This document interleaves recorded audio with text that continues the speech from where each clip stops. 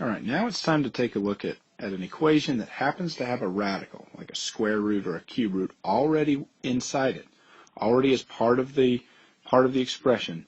And we're going to find a way to undo this and still figure out what the missing number is that makes all this work. Okay, now we're going to approach this the same way we approach everything else. First, have to ask yourself, is this 2, does it have anything to do with the radical? And in this case, no, it's not underneath the square root. So since it has nothing to do with that radical, let's just move it out of the way. We're going to subtract 2, move it to the other side. So that gives us something a little simpler to work with. We have square root of 4 plus 3x equals 10. Okay. Now, this is the only new thing. Everything about this equation is just like what you've always done, except for one new feature. And that new feature is this. I have this square root. Okay, and so I need to do its opposite or its inverse function to make it go away or to undo it.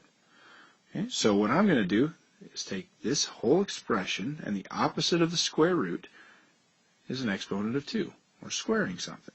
But remember, if I do that to one side, I've got to do it to everything on the other side.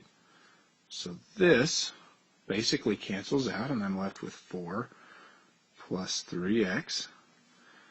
Now this over here is not 20. A lot of people will want to put 20 there just out of habit. And we've got to remember that that's not what it's talking about. Okay.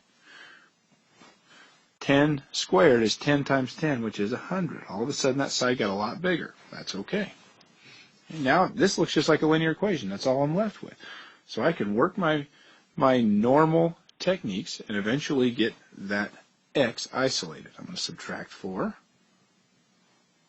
So I get 3x equals 96. Divide by 3, and I'm left with x equals 32.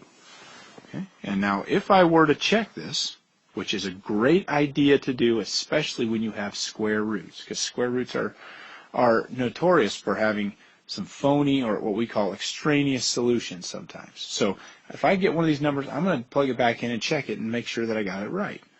So if I were to do that, well, I just rewrite this thing and say square root of 4 plus 3 times 32 plus 2, and I'm going to calculate that. And it tells me I got square root of 4 plus 96 plus 2, which is the square root of 100 plus 2, which is 10 plus 2, and that is 12, and that is what it said this whole thing should equal. So this is true.